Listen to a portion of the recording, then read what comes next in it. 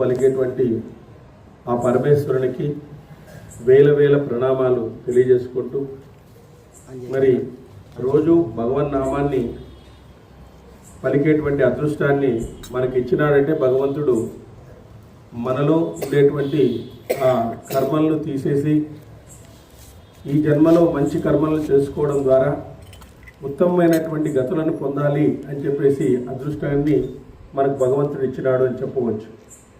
ఎందుకంటే కార్తీక మాసము చాలా పవిత్రమైనటువంటి మాసం. కృతికా నక్షత్రం పౌర్ణమి రోజు చంద్రుడు ఉండేటువంటి మాసం. కార్తీక మాసంలో దీపాన్ని వెలిగించడం ద్వారా లౌకిక అలౌకికమైనటువంటి జ్ఞానాన్ని మనం పొందవచ్చు అని చెప్తుంది.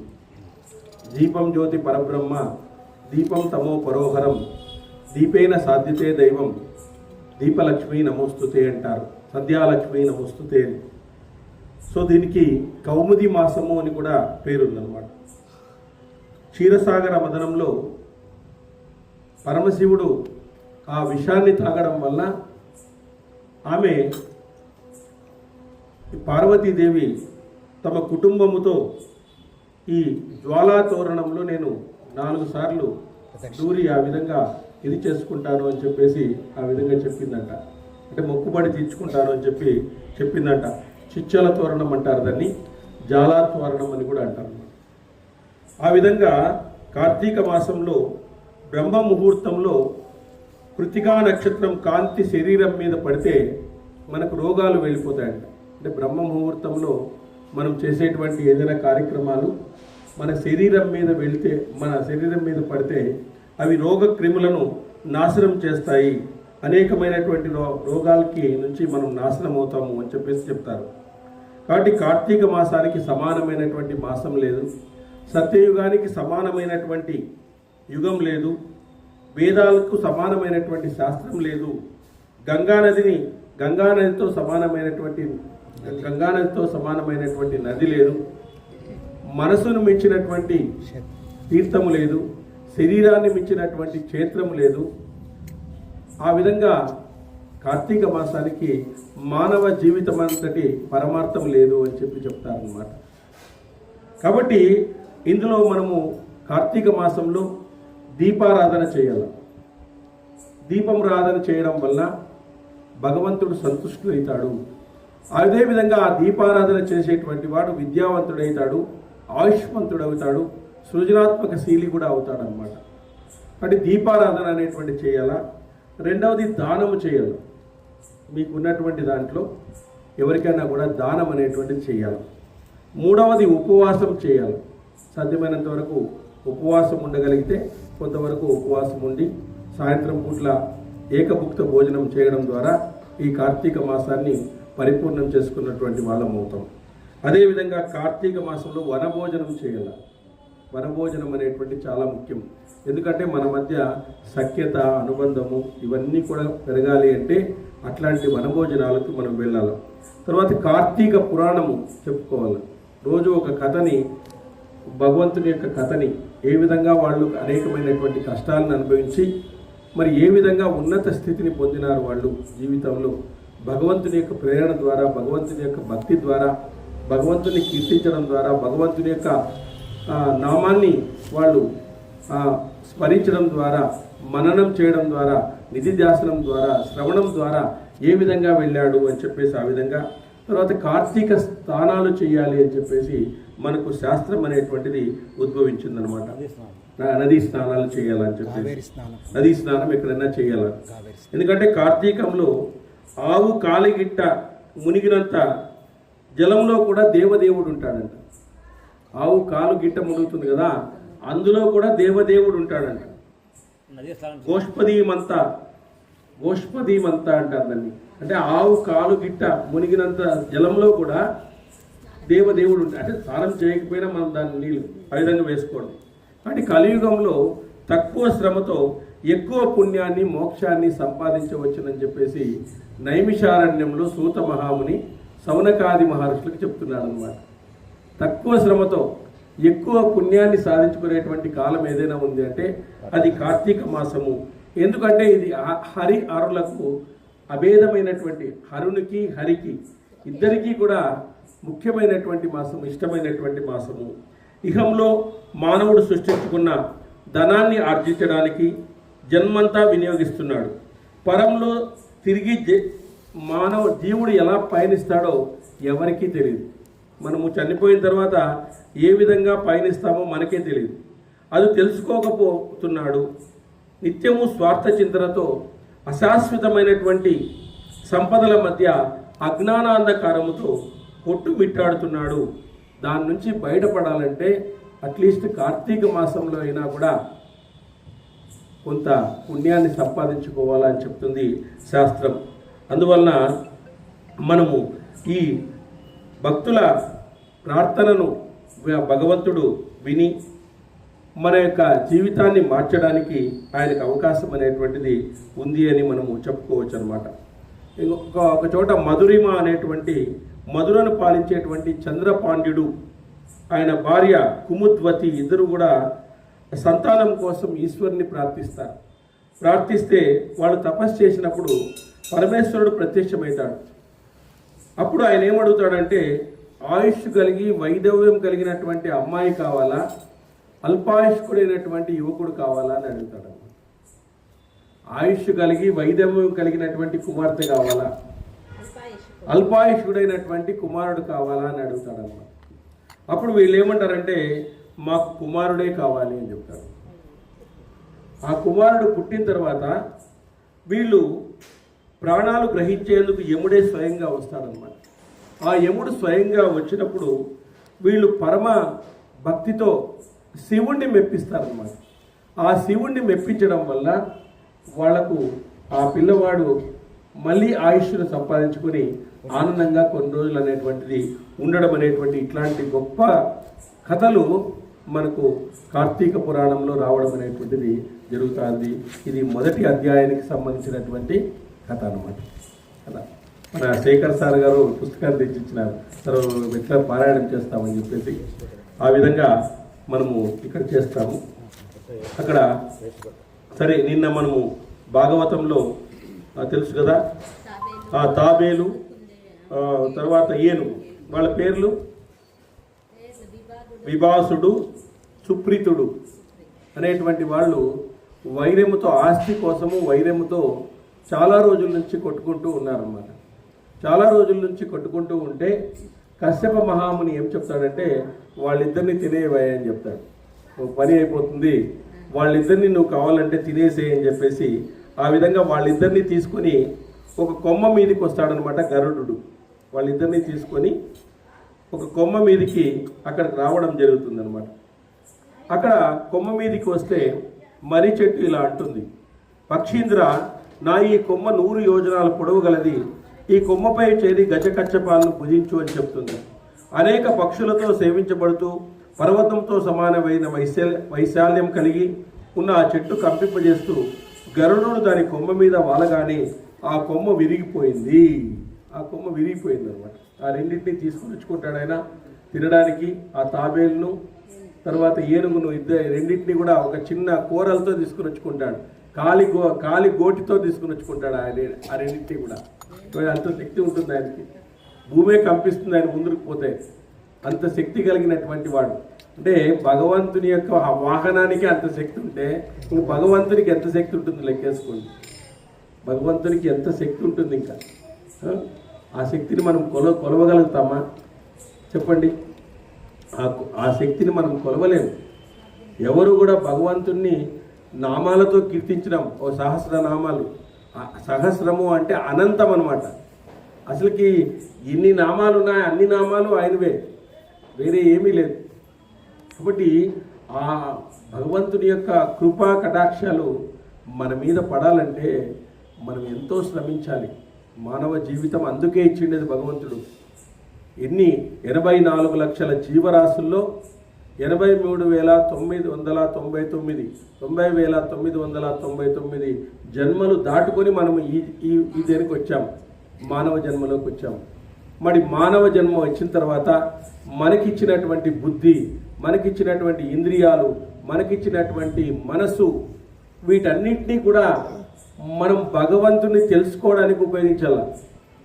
భౌతిక జీవనంలో ఎంతైనా ఉన్నప్పటికీ కూడా నేనెవరు, నేను ఎక్కడి నుంచి వచ్చాను, నేను ఎంతకాలం ఉంటాను, నేను చేయవలసినటువంటి పని ఏమి, నేను మళ్ళీ ఎక్కడ పోతాను, ఈ 5 ప్రశ్నలు ఎవరికైతే ముందుగా పడతాయో వాడు ఆధ్యాత్మికతలోకి వచ్చినట్టు. వాడు నేను ఎవరు, అసలుకి ఎక్కడి నుంచి వచ్చినాను, ఎంతకాలం ఉంటాను, నేను చేయవలసినటువంటి పనేమి, తర్వాత నేను ఎక్కడ పోతాను, ఇవి తెలుసుకోకుండా మరణిస్తున్నాడు అంటే ఇంక వాడంత దరిద్రుడు కూడా లేడు అని చెప్పొచ్చు అనమాట.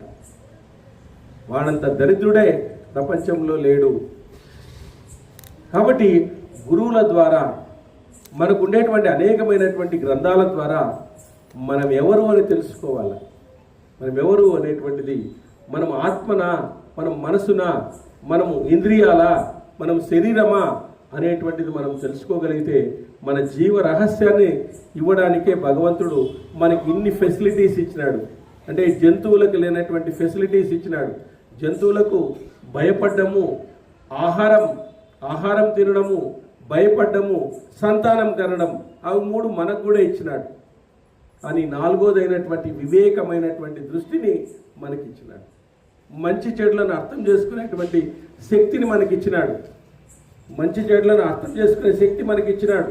ఇప్పుడు ఒక పాము పోతూ ఉంటుంది, నువ్వు తొక్కు, ఒక మంచి ఋషి పోతుంటాడు, తొక్కినాడు అనుకో కాటేసి వస్తుంది. అది ఋషి కదా, పాపం కాటేయకూడదు అనుకోదని అనుకుంటుంది. ఏమన్నా ఒక పాము పోతూ ఉంటుంది, ఒక సద్బ్రాహ్మణుడు పోతుంటాడు, తొక్కుతాడు, కాటే వేసేకి అవకాశం ఉందే, అది ఖచ్చితంగా. దానికి ఋషి గిషి ఏం సంబంధం లేదు, సహజ లక్షణం. వాటికి ఫ్లైట్ ఆర్ ఫ్లైట్ అంతే. ఫైట్ అన్నా చేస్తాయి, పరిగెత్తన్నా పోతాయి, రెండే విషయాలే. కాబట్టి అది మనకైతే ఆ వివేక దృష్టి ఇచ్చినాడు భగవంతుడు, ఆ వివేకాన్ని ఇచ్చినాడు. రామ గోవింద అని చెప్పేసి అనడానికి స్వరపేటికని ఇచ్చినాడు భగవంతుడు. ఒక ఆవు గోవింద అనలేదు, గోవింద అంటుందే చెప్పండి అనలేదు. పాలు అభిషేకానికి ఇవ్వచ్చేమో కానీ గోవింద నామస్మరణ చేయలేదు. మనకు భగవంతుడు గొంతు ఇచ్చినటువంటిది ఎందుకు? భగవన్ నామస్మరణ చేయడానికి, అనవసరమైనటువంటి మాటలు మాట్లాడడానికి కాదు, అనవసరమైనటువంటి తిండిని తినడానికి కాదు. కాబట్టి మనం ఆ విధంగా అక్కడ గరుడు, ఆ బలిష్ఠుడైనటువంటి గరుత్మంతుడు రోహిణీ వృక్షంపై పాదం పెట్టగానే ఆ కొమ్ము పెళపెళా విరిగిపోయింది. వెంటనే ఆ చెట్టు కొమ్మను పట్టుకున్నాడు. పెద్దదైన చెట్టు కొమ్మను పట్టుకుని ఆశ్చర్యంగా చూశాడు. అధోముఖమై వేలాడుతూ తపస్సు చేస్తున్న వాలకిల్యులు అనేటువంటి మహర్షులు కనపడ్డారు. అక్కడ మహర్షులు తలకిందులుగా తపస్సు చేస్తున్నారంట. అది చూసినాడంటే ఈయన, ఎవరు? గరుత్మంతుడు. ఆ కొమ్మకు తాపసులు వేలాడుతున్నారు, వీరిని చంపకూడదు, ఆ కొమ్మను విడిచిపెడితే వీరిని చంపినట్లే అవుతుంది. ఆ కొమ్మను విడిచిపెట్టామనుకో వాళ్ళు కింద పడిపోతారు. కాబట్టి ఈ కొమ్మను విడిచిపెడితే వీళ్ళని చంపినట్లే అవుతుంది. గజకచ్చపాలను కాలిగోటితో గట్టిగా పట్టుకున్నాడు. తాపసులు పడిపోతారేమో అనే భయంతో గరుత్మంతుడు చూస్తూ ఉంటాను కదా అని ఆ కొమ్మను నోటితో పట్టుకున్నాడు. ఆ గోళ్లతో వీటిని పట్టుకుని నోటితో దాన్ని పట్టుకున్నాడట. చూడండి, దేవతలు కూడా చేయలేని ఈ మహత్ కార్యాన్ని గరుత్మంతుడు చేస్తుంటే వాలకిల్య మహర్షులు ఆశ్చర్యపోవడమే కాకుండా దయతలచి విహగేంద్రునికి పేరు పెట్టినారు. వాళ్ళు ఆశ్చర్యపోయినారంటే, ఏమయ్యా ఇంత ఔదార్యం ఉంది నీకు, ఒక పక్క ఆకలితో ఉన్నప్పటికీ కూడా మమ్మల్ని ఈ విధంగా రక్షించడం అనేటువంటి చేసినావే, ఎంత గొప్పవాడివయ్యా అని చెప్పేసి వాళ్ళందరూ కూడా ఆశ్చర్యపడినారంట ఆ గరుత్మంతుడు చేసినటువంటి చర్యకు. కాబట్టి ఈ పరీక్షేంద్రుడు ఆకాశంలో అధిక భారాన్ని భరిస్తూ తిరుగుతున్నాడు. కాబట్టి గరుడు అని నామకరణం చేశారంట. వాళ్లే గరుడు అని నామకరణం చేశారంట ఆ మహర్షులందరూ కలిసి. ఆ విధంగా నామకరణం చేశారు.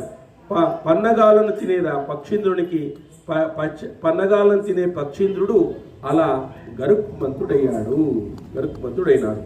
తర్వాత గరుడు రెక్కల్ని విప్పారజేసి పర్వతాన్ని కంపింపజేస్తూ గజకచ్చపాలను మునీశ్వరులతో అనేక ప్రాంతాలను చూసుకుంటూ ఎగురుతున్నాడంట. అట్లే ఎగురుతున్నాడంట వాళ్ళని పట్టుకొని.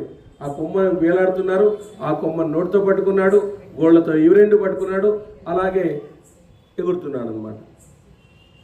ఎక్కడా స్నానం దొరకలేదు. వాకిళ్లకు ఆపద కలగకూడదనే భయంతో ఆ పక్షీంద్రుడు త్వరగా గంధమాద పర్వతాన్ని చేరినాడు. గంధమాద పర్వతం మీదకి చేరినాడు అనమాట. ఆ పర్వతం మీద తపస్సు చేసుకుంటున్న తండ్రిని చూశాడు. కశ్యపుడు కూడా దివ్య రూపంలో విహంగేంద్రుని చూశాడు. కశ్యపుడు కూడా ఈ గరుత్మంతుడిని దివ్య దృష్టితో చూసేశాడు.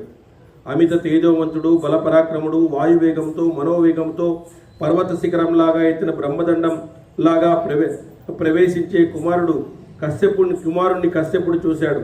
అతని రూపం ఊహించరానిది, చెప్పలేనిది, సమస్త ప్రాణికోటికి భయంకరుడు, మహావీర్యవంతుడు, రౌద్రకారుడు అయినటువంటి అతడు సాక్షాత్తు అగ్నిస్వరూపంలా ఎగురుతున్నాడు.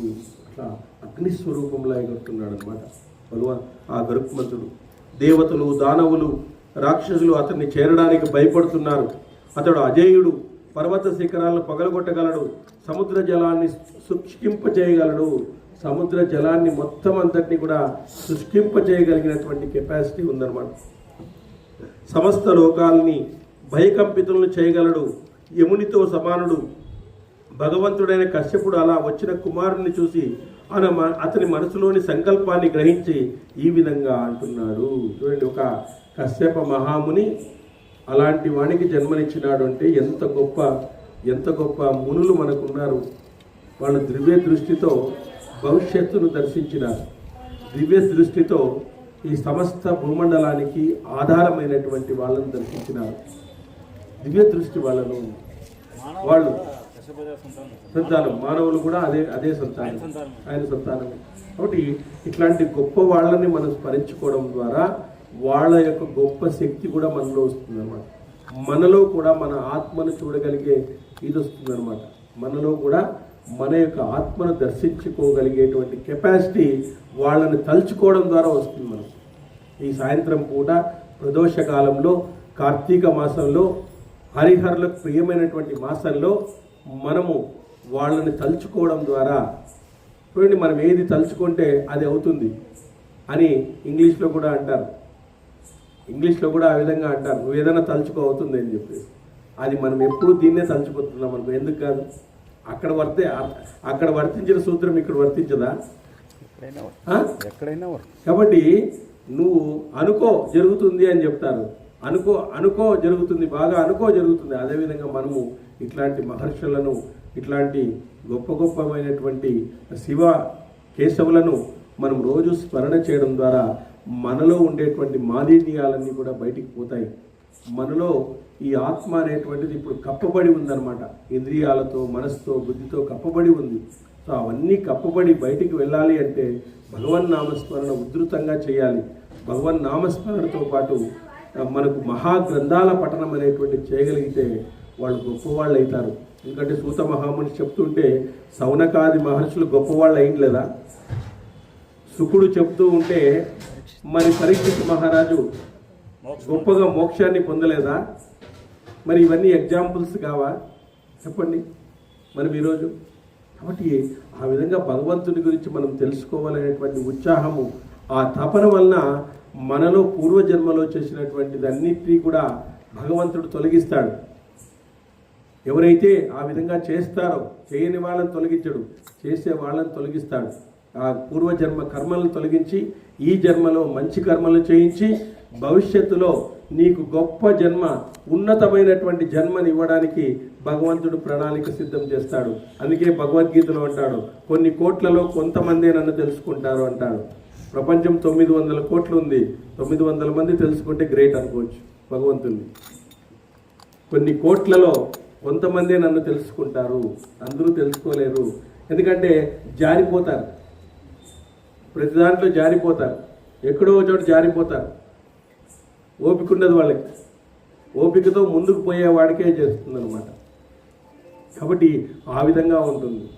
ఒక చోట నారదుడు, శివుడు ఇద్దరు కూర్చొని మాట్లాడుతున్నారంట. ఒక భిక్షగాడు భిక్షమెత్తుతూ పోతున్నాడంట గుడి దగ్గరంతా. అయ్యా, ఏం సృష్టి అయ్యా ఇది నీది? ఉన్న వాళ్ళకేమో దండిగా డబ్బులు ఇచ్చినావు, చూడు వాళ్ళు చూడు ఎంత అవస్థ పడుతున్నారు చూడు అంటే, వాళ్ళకి సరైన టైం రాలేదయ్యా. వాళ్ళు ఆ ధనికులు పూర్వజన్మలో ఏదో పుణ్యం చేసినారు కాబట్టి ఈరోజు ఆ జన్మ వచ్చింది వాళ్ళకి. వాళ్ళు తెలుసుకుంటే పర్వాలేదు, వాళ్ళు అలాగే ఉన్నారనుకో ఏం చేయలేను అని చెప్పి సరే అని చెప్పేసి ఒక 4 బంగారు నాణ్యాలని నారదుడు ఆయనకి ఇచ్చినాడు బిచ్చగాడికి. ఇస్తూనే బిచ్చగాడు మహదానంద పడిపోయినాడండి.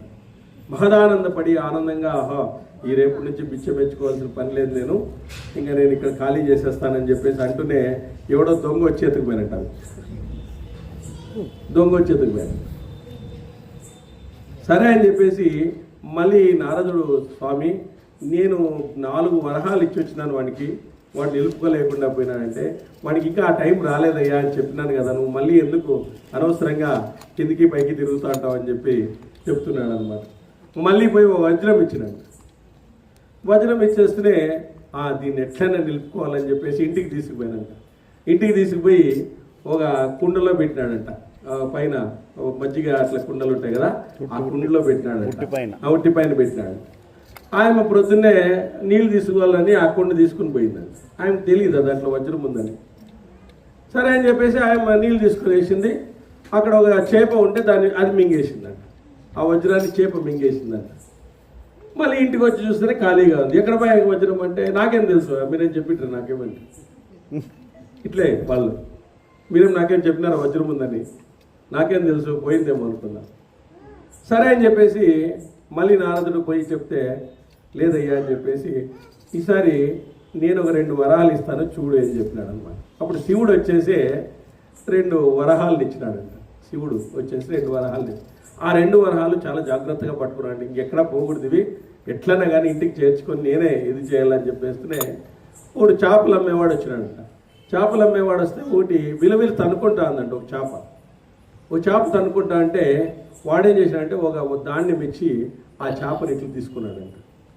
ఆ బిచ్చగాడు తీసుకుని దాన్ని సముద్రంలోకి అదే నదిలోకి వదిలినాడంట. నదిలోకి వదులుతూనే అది గట్టిగా తగ్గిందంట. చేప తగ్గుతూనే వజ్రం వచ్చేసిందంట. వజ్రం బయటకు వచ్చేసిందండి.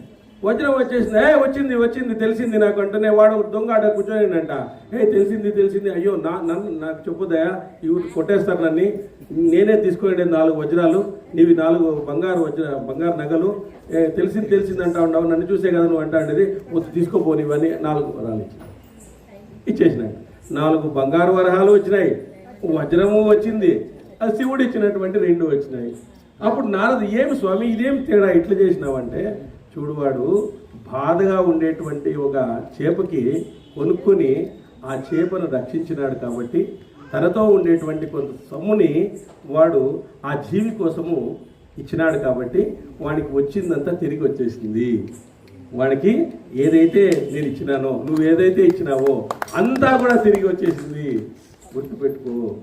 కాబట్టి మనము అట్లాంటి నిర్భాగ్యులకు వాళ్ళకి మనము సేవ చేస్తే మనకు ఏదైతే పోయిందో అదంతా వెనక్కి వచ్చేస్తుంది అన్నమాట. భగవంతుడు ఆ విధంగా మనకి వెనక్కి ఇచ్చేస్తాడు. నిర్భాగ్యులకి ఇవ్వాల, ఎవరికో కాదు. ఇప్పుడు మా ఇంట్లో చీర పెట్టాలనుకుంటుంది, తల్లి పోయి కూతురికి పెడుతుంది చీర, కూతురు పోయి తల్లికి పెట్టేస్తుంది, అయిపోయా మేమిద్దరు పెట్టుకున్నామని. ఎవరి చీరలు వాళ్ళ దగ్గరే ఉంటాయి, ఇంకేడుంటాయి. చెప్పేది ఇంట్లో ఎవరికైనా చీర వేయాలనుకుంటుంది ఆమె కూతురుని పిలిచి ఇచ్చేస్తుంది. కూతురు చీర వేయాలనుకోయింది అనుకో, వాళ్ళ అమ్మకి ఇచ్చేస్తుంది, అంతే. 2 ఆడే ఉన్నాయి. ఎక్కడున్నాయి? మీ ఇంట్లో వాళ్ళమ్మ చీర ఉంది, వీళ్ళ ఇంట్లో ఏం చీర ఉంది, అంతే. పెద్ద తేరాలేదు. నిర్భాగ్యులకి ఇవ్వండి, పక్కింటి వాళ్ళకి కాదు ఇవ్వాల్సింది మనం. నిర్భాగ్యులు అట్లాంటి చీరలు లేనటువంటి వాళ్ళకి ఇవ్వండి. అట్లాంటి వాళ్ళకి ఇస్తే భగవంతుడు సంతోషిస్తాడు అని చెప్పేసి మనం ఈ కథలో చాలా అర్థం ఉందన్నమాట. అట్లాంటి కథను మనము ఈరోజు చెప్పుకోవడం అనేటువంటి జరిగిందనమాట. కాబట్టి ఈ విధంగా కశ్యపుడు సమస్త లోకాలను భయకంపితం చేయగలడు అని గ్రహించి ఈ విధంగా వచ్చిన కుమారుని చూసి అతని మనసులోని సంకల్పాన్ని చెప్తున్నాడు. కశ్యపుడు గరుణునితో, కుమారా సాహసం చేయకు, మనసులో బాధపడవద్దు, వాలికీలులు నీపై కోపించి దహించి వేయకుందురుగాక. వాలికీలులు అంటే సూర్యకిరణాలు తాగి తృప్తి పడుతూ ఉంటారంటే వాళ్ళు తలకిందులు వేడాడుతున్నారే, వాళ్ళు సూర్యకిరణాలు తాగి తృప్తి పడుతూ అంటారంట. చూడండి అంత గొప్ప వాళ్ళు. కొంతమంది నీటిని తాగుతుంటారు, కొంతమంది గాలిని తాగుతుంటారు, కొంతమంది సూర్యకిరణాలను తాగుతుంటారు. ఇది మధు విద్య అంటారనమాట. ఆ మధు విద్య నేర్చుకుని ఉంటారంట వాళ్ళు. మధు విద్య అంటారు దీన్ని మధు విద్య అంటారు. కాబట్టి అప్పుడు తన కుమారుని కారణంగా మహాత్ములైన కల్మషరహితులైన వాక్యులు కశ్యపుడు అనుగ్రహింపజేశాడు. కశ్యపుడు ఇలా అన్నాడు, తాపస్సులారా, గరుడు ప్రజల క్షేమం కోరి గొప్ప కార్యం చేయబోతున్నారు, దానికి మీరు అనుమతించండి అని వాళ్ళని వేడుకున్నాడంట. కశ్యప ప్రజాపతి ఆ విధంగా వేడుకున్నాడంట వాళ్ళని చూడండి. అప్పుడు కశ్యప ప్రార్థన అంగీకరించి వాలకీలుడు తమ చెట్టు కొమ్మను విడిచి హిమవత్ పర్వతానికి తపస్సుకై వెళ్ళిపోయారు. వాళ్ళు హిమవత్ పర్వతం మీద దిగిపోయి తపస్సుకు వెళ్ళిపోయినారంట. ఆ మహర్షులు వెళ్ళిన తర్వాత గరుడు చెట్టు కొమ్మలోనే నోరు తెరిచి తండ్రిని ఇలా అడిగాడు, భగవంతుడా, ఈ చెట్టు కొమ్మను ఎక్కడ విడిచిపెట్టను? మానవ సంచారం లేని ప్రదేశం నాకు చెప్పండి అన్నాడు. మంచుతో కప్పబడిన పర్వతం ఉన్నది, అది ఎవరూ సంచరింపలేని ప్రాంతము. దాని గుహలు మంచుతో కప్పబడి ఉన్నాయి. మనసులో కూడా ఎవరు వెళ్ళలేరు అని కశ్యపుడు చెప్పినాడు. వెంటనే గరుడు విశాలమైన ఆ పర్వతం మీదకి గజకచ్చపాలను ఆ కొమ్మతో వేగంగా ఎగిరిపోయినాడు. గరుడు తీసుకెళ్ళిపోతున్న కొమ్మను 100 పశువుల చర్మపు తాడుతో కూడా కట్టలేమంట. 100 పశువుల చర్మపు తాడుతో కూడా కట్టలేమంట. అంత పెద్ద కొమ్మ అంట తీసుకుపోతాంటే దగ్గర. ఒక పశువు యొక్క చర్మాన్ని సన్న దారంగా కోస్తే ఎంత పొడుగు వస్తుందో ఆ పొడుగు ద్వారాన్ని వద్రి అంటారు. అటువంటి 100 చర్మాల తాడును కూడా చుట్టుకోవడానికి చాలదు, అంత లావుగా ఉందంట. అది ఆయన ఎత్తుకుపోయేటటువంటి కొమ్మ అంత లావుగా ఉందంట. గరుడు 1,00,000 యోజనాల దూరంలో ఉన్న ఆ పర్వతం దగ్గరకు స్వల్పకాలంలోనే చేరిపోయినాడు. కాబట్టి తన తండ్రి చెప్పినటువంటి ప్రకారం గరుత్మంతుడు పర్వతం దగ్గర క్షణంలో వెళ్ళి చెట్టు కొమ్మను జార విడిచినాడు. అది పెద్ద ధ్వని చేస్తూ పడిపోయింది.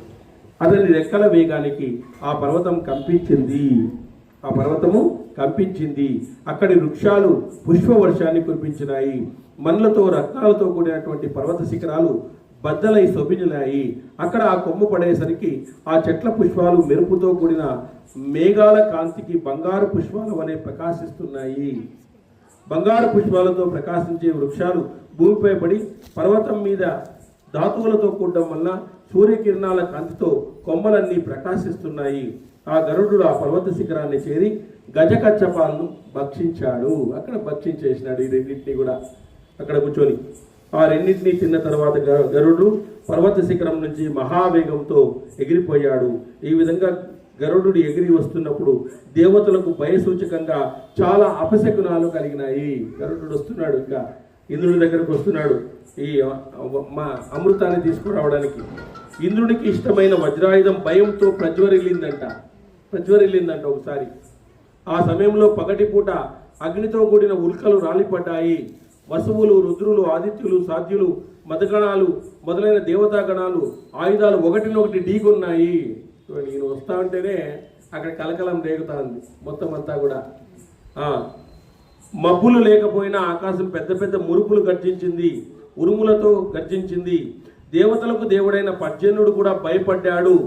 దేవతలకు దేవుడైనటువంటి పర్జన్యుడు అనేటువంటి వాడు కూడా భయపడ్డాడంట. నెట్టుటి వర్షం కురిచింది. దేవతల మెడలో పుష్పహారాలు వాడిపోయినాయి. దివ్య తేజస్సుతో కూడా తరిగిపోయింది. మేఘాలు భయంకరంగా రక్తాన్ని వర్షిస్తున్నాయి. బాబు ఇదేమి ఇంత రకంగా చూడండి. ఇంకా పూర్తిగా దగ్గరికి పోతూనే వాహనం కాబట్టి చూడండి ఎంత వైభవం ఉంది అతనికి. ఆ సమయంలో లేచిన దుమ్ము దేవతల కిరీటాల్ని మలినం చేసింది. ఇంద్రుడు ఆ భయంకరోత్పాదులకు అపశకునాలకు భయపడి తమకు గురువైన బృహస్పతికి కారణం అడిగినాడు. ఏమయ్యా ఇట్లా జరుగుతుంది, మొత్తం అంతా నాకేమీ తెలియడం లేదు, ఈ విధంగా ఎందుకు జరుగుతుంది అని చెప్పేసి బృహస్పతి, దేవతల గురువైనటువంటి బృహస్పతిని అడిగినాడంట. ఆచార్య, అకస్మాత్తుగా ఈ ఉత్పాదనాలు అపశకునాలు ఎందుకు కలిగాయి? యుద్ధంలో మనల్ని ఎదురించగల శత్రువులు కనపడడం లేదే. ఎవరు ఇంతవరకు అన్ని యుద్ధాలు చేసినాం, మొత్తం అందరినీ కూడా జయించినాం కదా, మరి ఎవరు లేరు ఇప్పుడు? అప్పుడు బృహస్పతి అంటున్నాడు, దేవేంద్ర, ఇదంతా నీ అపరాధం వల్ల వచ్చింది. తపస్సు చేసుకునే మహాత్ములు వాలకిల్యాది మహర్షులకు నువ్వు చేసిన అవమానం వల్లే ఈ ఉత్పతాలు సంభవించినాయి. వాళ్ళు తలకిందులుగా వేలాడుతున్నారు కదా, వాళ్ళకు నువ్వు చేసినటువంటి అపకారం ఏదో ఉంది, అందువల్లే జరుగుతా ఉండేది అని చెప్తున్నాడు. వినస కశ్యపుల పుత్రుడైనటువంటి ఖగేంద్రుడు కామరూపుడు, మహాబల పరాక్రమవంతుడు. అతడు మన అమృతం హరించడానికి వస్తున్నాడు. రెండో పాయింట్ అతడు బలవంతుల్లో శ్రేష్ఠుడు, అమృతాన్ని అపహరించడానికి సమర్థుడు, తీసుకుపోతాడు కదా ఖచ్చితంగా. అతడు అన్ని పనులను చేయగలడు, అసాధ్యం కూడా సుసాధ్యం చేయగలడు, అతను చేయని పనంటూ ఏమీ లేదు. సర్టిఫికేట్ పూర్తిగా ఇచ్చేసినారు.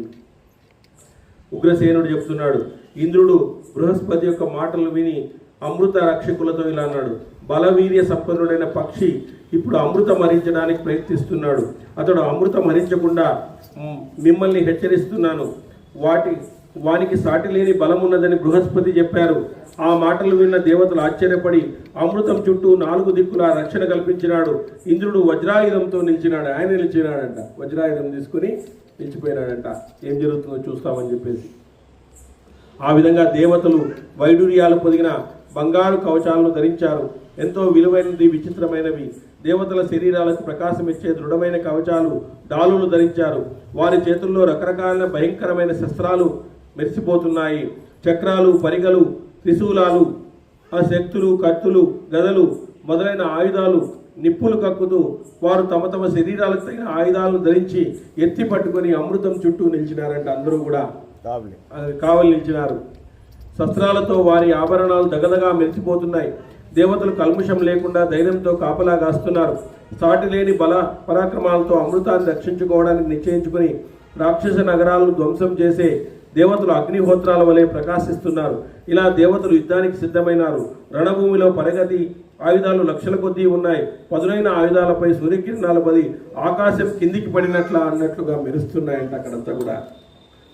సూతనందన, మహేంద్రుడు ఏ అపరాధం చేశాడు, ఏం ప్రమాదం వచ్చింది, వాలకిల్యాదుల తప ప్రభావాన్ని గురించి ప్రభావంతో గరుడు ఎలా జన్మించాడు చెప్పండి అని అడుగుతున్నారు. అప్పుడు కశ్యపుడు బ్రాహ్మణుడే కదా, అతనికి పక్షిరాజు జన్మించడం ఏమిటి, సర్వ ప్రాణకోటికి ఎదిరించగల శక్యుడు కానివాడు అవధ్యుడు ఎలా అయ్యాడు? అతడు తన ఇష్టానుసారం చరించడానికి, ఇష్టానుసారం పరాక్రమించడానికి కారణమేమి? ఇంత బలం రావడానికి కారణమేమి? అసలు బ్రాహ్మణుల్లో పక్షి ఎట్లా పుట్టింది? ఇవన్నిటికీ పురాణంలో ఏమైనా చెప్పబడి ఉందా? ఈ విషయాన్ని గురించి గరుడుని కథ చెప్పండి అన్నాడు. అప్పుడు ఉగ్రసేనుడు చెప్తున్నాడు, నీవు అడిగిన గరుని కథ పురాతనమైనది. దీనికి అంతటికీ సంగ్రహంగా చెప్తాను విను. కశ్యప ప్రజాపతి పుష్పకామేష్టి యాగం చేస్తున్నప్పుడు అతనికి అనేక ఋషులు, దేవతలు, గంధర్వులు సహాయపడినారు. ఆ యజ్ఞానికి కావలసిన సమిధలు తీసుకొని రావడానికి కశ్యపుడు ఇంద్రుడు, వాలకిల్యాది మహర్షులు మరికొందరు దేవతలను ఇంద్రుడిని, వాలకిల్యాది మహర్షుల్ని, మరికొందరిని దేవతలు నియమించాడు. ఇంద్రుడు బలశాలి కదా, తన బలానికి తగ్గట్టుగా పర్వతం లాంటి కట్టెల మోపును సునాయాసంగా తీసుకుని వచ్చాడు. తరువాత అంగుష్ట మాత్రము శరీరం కలిగిన పొట్టిగా ఉన్న వాలకిల్యాది మహర్షులు ఒక్కొక్క రావి సమిధను పట్టుకుని యజ్ఞశాలకు వస్తుండగా వాళ్లను ఇంద్రుడు చూశాడు. వారు తమ అవయవాల్లో మునిగిపోయేంత పక్కగా ఉన్నారు. నిరాహారులై, తపోధనులై, పుష్యాంగులై కాబట్టి బలహీనులు. గోవు పాదముద్రలో ఉన్న నీటిలో కూడా వాళ్ళు మునిగిపోతారు. వాళ్ళు చాలా పక్కగా ఉంటారంట. వాళ్ళు తపస్సంపన్నులు. ఎప్పుడు కూడా వాళ్ళు ఉపవాసాలు చేసి ఎప్పుడు కూడా సమాధి స్థితిలో ఉండి భగవంతుని దర్శించేటువంటి వాళ్ళందరూ కూడా. అట్లాంటి వాళ్ళు వాలకిల్య మహర్షులు. వీళ్ళందరూ బలహీనులుగా ఉన్నారంట. గోవు పాదముద్రలో నీటిలో కూడా మునిగిపోతారంట. గోవు పాదముద్రలో నీటిలో ఎంత ఉంటుంది, ఎంత ఉంటుంది, దాంట్లో కూడా మునిగిపోతారంట. వాళ్ళు అంత చిన్నగా ఉంటారంట, అంత పొట్టిగా ఉన్నారంట వాళ్ళందరూ కూడా. వారందరూ బలకర్వితులై ఇంద్రుడు ఆశ్చర్యంగా చూస్తూ పరిహసించి వారి కంటే ముందుకు వెళుతూ అవమానించినాడు. వాళ్ళని అవమానించినాడంట ఇంద్రుడు. ఏమైనా చిన్నగా ఉన్నారు మీరు, ఏదో ఓటు తీసుకుని వస్తున్నారు రావి మొక్కల్ని, నేను చూడు ఎంత పెద్ద మొద్దను తీసుకొని వస్తున్నాను అని చెప్పేసి ఆ విధంగా అపహాస్యం చేసినాడంట. మహర్షులు మిక్కిలి కోపించి దీనిలై ఇంద్రునికి భయం కలిగించే మహత్ కార్యాన్ని తలపెట్టారు. ఆ తాపస్తోత్రములు ఉదాత్త స్వరములతో శాస్త్రోక్తంగా అగ్నిహోత్రునికి ఏ కోరికతో ఆహుతులు ఇచ్చారో చెప్తాను విను. పాక శాసనం కంటే బలవంతుడు, కామవీర్యులు, కామగమనుడు, సర్వదేవతలకు మరొక ఇంద్రుడకు కుమారుడు జన్మించుగాక. అతడు ఇంద్రుడకు భయప్రదుడు కాగాక అంటారు. అంటే ఇంద్రుడితో సమానమైన పుత్రుడు జన్మించాలి అని వాళ్ళు సంకల్పం చేసినారంట ఆ యాగంలో. ఆ జన్మించిన వాడు ఇంద్రుని కంటే 100 రెట్లు శౌర్యంతో అధికుడుగా ఉండుగాక, మనోవేగం కలవాడుగాక, మా తపస్సుకు ఫలంగా ఈ దారుణం సంభవించుగాక. ఎందుకంటే మహర్షులను అందుకే అవమానించకూడదు. మనం ఎవరిని కూడా పెద్దవాళ్ళని, శాస్త్రం తెలిసినటువంటి వాళ్ళని, వీళ్ళని కూడా మనమందరూ కూడా జీవితంలో వాళ్ళని అవమానించకూడదు. ఎందుకంటే మనకు తెలిసేలేదు, చాలా వరకు అపకారాలు చేస్తూనే ఉంటాం. మనం ఆ అపకారాలు అనేటువంటి కట్టి కుడిపేస్తాయి మనల్ని. ఎట్లా కాదు, ఈ అపకారాలన్నీ కూడా మనల్ని కట్టి కుడిపేస్తాయి ఖచ్చితంగా. మనం తెలిసి తెలియక చేసినటువంటివన్నీ కూడా భగవన్నామస్మరణ చేయడం వల్ల పోతూ ఉంటాయి. అవన్నీ కూడా నోటితో చేసింది నోటితోనే పోవాలంట, చెవులతో చేసింది చెవులతో పోవాలంట, కళ్ళతో చేసింది కళ్ళతోనే పోవాలంట. కాబట్టి ఆ విధంగా ఏ దానితో చేసిన చర్మము ఆ దానితోనే మనం కడుక్కోవాలన్నమాట. కడుక్కోవాలా అని మనకు ధర్మశాస్త్రాలు చెప్తాయి. కాబట్టి చూడండి, ఇంద్రుని కంటే భయంకరమైనటువంటి వాడు, మనోవేగం కలిగినటువంటి వాడు, బలమైనటువంటి వాడు, సమానమైనటువంటి శక్తి సామర్థ్యాలు గలవాడు మొత్తం అంతా కూడా ఆ విధంగా ఉండుగాక అని చెప్పేసి, వాళ్ళు ఆ దారుణం సంభవించుగాక అని చెప్పేసి చెప్పినారు. ఇంద్రుడు ఆ విషయాన్ని తెలుసుకుని భయపడి బాధపడుతూ కఠోర నియమముల కశ్య మహాముని శరణు వేడినాడు. స్వామి ఏం చేయాలా, ఇట్లా అయిపోయింది అని చెప్పేసి. కాలానుగుణంగా మనం చేసేటువంటి కొన్ని పొరపాట్ల వలన ఈ విధంగా చేస్తూ ఉంటాం అన్నమాట. అందుకనే దేవతా కార్యాలు ఎప్పుడు పోటీగా చేయరాదు, అసూయతో చేయరాదు. దేవతా కార్యాలు ఏవి చేసినా వాటిని అసూయతో చేయరాదు. వాళ్ళు చేయలేదు కాబట్టి మేము చేస్తున్నాం అనేది, వాళ్ళకంటే పోటీగా ఎక్కువ చేయాలని చెప్పేది. కాబట్టి దేవతా కార్యాలు ఎప్పుడు కూడా పగతో, ప్రతీకారంతో, పోటీగా మనం చేయకూడదు. ఎందుకంటే విశ్వ సంకల్పం కోసము, విశ్వ చైతన్యం కోసము ప్రపంచమంతా బాగుండాలని చేయాల.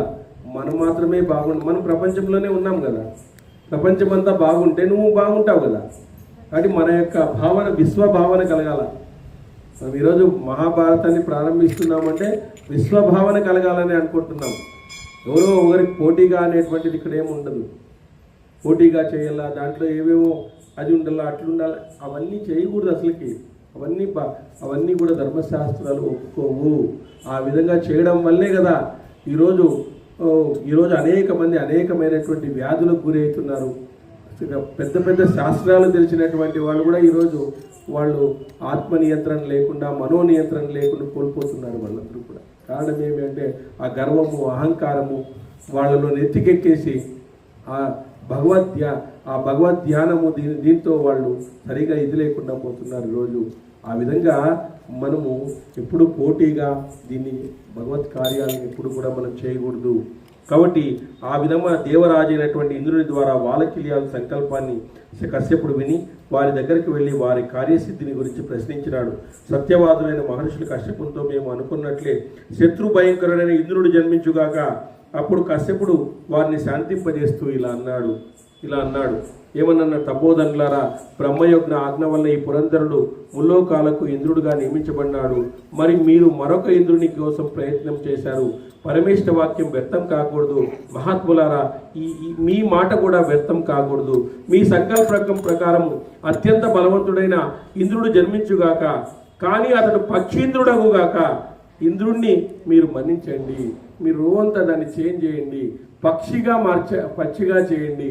అలాంటి వాడే పుట్టని కానీ పక్షీంద్రుడు కావాలని చెప్పేసి అనుకోండి అని చెప్పి ఈ విధంగా కశ్యపుడు చెప్తే తపోధనులు శాంతించి మహర్షిపై గల గౌరవంతో ఇలా అన్నారు. వాలకీంద్రులు ఇలా అన్నారు, మా అందరి ప్రయత్నము ఇంద్రుని కోసం, మీ ప్రయత్నము కుమారుడు పుట్టాలని. ఇప్పుడు పని ఇలా సఫలమైంది, దాన్ని మీరే గ్రహించండి. ఇప్పుడు శ్రేయస్సు కలిగేటట్లు జరిపించండి. ఆ సమయంలో శుభలక్షణాలు దక్షపుత్రికైన వినత పుత్ర సంతానం పొందాలనే కోరికతో తపస్సుతో పాతివ్రత్యాన్ని పాటిస్తుంది. ఋతుకాలం రాగానే స్నానం చేసి భర్తను సేవించడానికి కశ్యపుడి దగ్గరకు వచ్చింది. అప్పుడు కశ్యపుడు ఆమెతో ఇలా అన్నాడు, దేవి, నీ కోరిక తప్పక ఫలిస్తుంది. నీకు 2 కుమారులు జన్మిస్తారు. మహాపరాక్రమవంతులు, ముల్లోకాలను శాసించి శక్తివంతులు, వీరులుగా జన్మిస్తారు అని చెప్పాడు. అంటే అనూరుడు అనేటువంటి వాడు, గరుత్మంతుడు అనేటువంటి వాడు 2 సుపుత్రులు జన్మిస్తారు. వాలకిలియాది మహర్షుల తపస్సంకల్పము, నా సంకల్పం కూడా అదే. ఆ మహర్షుల ఆశీర్వాదం వల్ల ముల్లోకాలతో గౌరవించబడినటువంటి పుత్రులిద్దరు నీకు జన్మిస్తారు. ఇదంతా చెప్పిన తర్వాత మరలా వినత ఇలా అంది, దేవి, ఆ గర్భం అభ్యుదయకరం. జాగ్రత్తగా కాపాడుకో. నీకు వచ్చేటువంటి గర్భం ఉందే చాలా అభ్యుదయకరమైనటువంటిది, చాలా మనకు విశ్వ చైతన్యానికి కారణమవుతుంది. నీకు జన్మించే ఆ 2 కుమారులు పక్షులన్నిటికీ ఇంద్రులుగా గౌరవించబడతారు. పక్షి రూపంలో ఉన్నప్పటికీ తమ ఇష్టానుసారం ఏ రూపం కావాలంటే ఆ రూపం ధరిస్తారు. లోకం మెచ్చుకునే వీరులుగా ప్రసిద్ధికి ఎక్కుతారు అని చెప్పినాడు. తర్వాత కశ్యపుడు ఇంద్రునితో ప్రీతిగా ఇలా అన్నాడు, పురంధర, ఈ పరాక్రమవంతులు ఇద్దరూ నీకు సహాయకులుగానే ఉంటారు. నీకు వారి వల్ల ఎటువంటి హాని కలగదు. నువ్వు మాత్రం విచారపడవద్దు. నువ్వు దేవతలందరికీ ఇంద్రుడవు. నిర్భయంగా ఉండయ్యా, నీకు దగ్గరగానే ఉంటారు వీళ్ళందరూ. ఇంద్ర, ఇక ఎప్పుడు కూడా బ్రహ్మవాదులను అవమానించకు. ఎవరిని కూడా ఇట్లా అవమానించొద్దు. గర్వము పనికిరాదు. బ్రహ్మవాదులను అవమానించొద్దు. గర్వం నీకు పనికిరాదు. వాళ్ళ దగ్గర వాళ్ళ వాక్కు అనే వజ్రం ఉంది. అది నీ వజ్రాయుధం కంటే గొప్పది. వాళ్ళ దగ్గర వాళ్ళ వాక్యే వజ్రాయుధం. నీకంటే వజ్రాయుధం ఏదో ఉంది, దాంతో వాళ్ళని వీళ్ళని కొట్టేసి వస్తావు నువ్వు, రాక్షసుల్ని వాళ్ళని. మహర్షులకి ఏమీ అట్లాంటివి ఏమి ఉండవు. వాళ్ళ వాక్య వజ్రాయుధం. వాళ్ళు చెప్పినారంటే, వాళ్ళు అవపోసన పట్టి సంధ్యాది కర్మలు చేసి ఏదైనా అనుకున్నారంటే అయిపోతుంది అనమాట. వేరే ఛాన్సే లేదు. ఇంకా వాళ్ళ వాక్కు అంత బలపరాక్రమమైనటువంటిది. ఆ మాటలు విని ఇంద్రుడు తమ సందేహాన్ని పోగొట్టుకుని సంతోషంగా స్వర్గలోకానికి చేరినాడు. వినత కూడా తన కోరిక నెరవేరేందుకు చాలా సంతోషించింది. వినతకు అరుణుడు గరుడు అనేటువంటి 2 పుత్రులు జన్మించారు. వారు అరుణుడు వికలాంగుడు. అతను సూర్య భగవాన్ని ముందున్నాడు, రథసారథిగా నియమించబడినాడు. సూర్యుని యొక్క శక్తిని హరింపజేయాలని చెప్పేసి అతన్ని సూర్యుని రథసారథిగా నియమించినారు. భృగు మహారాజా 2వ కుమారుని గరుడు పక్షీంద్రుడుగా ఉన్నాడు. ఇప్పుడు అతని పరాక్రమం గురించి మీకు తెలిసింది కదా. అతను అమృతం తేవడానికి మనకు అక్కడ వెళ్తున్నాడు, ఇంద్రలోకానికి వెళ్తున్నాడు అమృతం తేవడానికి అని చెప్పేసి. ఆ విధంగా గరుడు ఎట్లా పుట్టాడు, అంత శక్తివంతుడు ఎలా పుట్టాడు అంటే వాలకేంద్రుల యొక్క మహర్షుల యొక్క సంకల్పము చేత, కశ్యపుని యొక్క సంకల్పం చేత అట్లాంటి గొప్ప పుత్రులు పుట్టి వాళ్ళు ప్రపంచానికి మార్గదర్శకులైనారు. ఈరోజు తల్లి యొక్క కోరికను నెరవేర్చడానికి, ఆయన అమృతం తేవడానికి ఆ విధంగా వెళ్ళడం అనేటువంటిది జరిగింది అని చెప్పేసి ఆ విధంగా మనకు మహాభారతంలో అనేక విషయాలను ఇస్తుంది. కర్మం సృష్టి గోవిందా.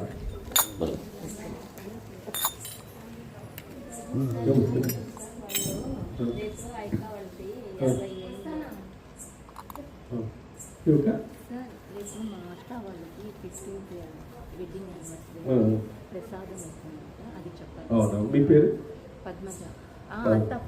అత్త వాళ్ళు ఏం పేరు? మనకు ఇక్కడ వచ్చేటువంటి విజయలక్ష్మి గారు వాళ్ళ వెడ్డింగ్ యానివర్సరీ అంట రేపు. వివాహ మహోత్సవం 55వ 50 వెడ్డింగ్ యానివర్సరీ సందర్భంగా రేపు మనకందరికీ కూడా ప్రసాద వితరణ చేస్తారు. వాళ్ళ కుటుంబానికి పరమశివుని యొక్క ఆశీస్సులు మెండుగా ఉండాలని. జై శ్రీరామ్, జై శ్రీరామ్, జై శ్రీరామ్. ఓం నమః శివాయ, ఓం నమః శివాయ. గోవిందా గోవిందా. సురేష్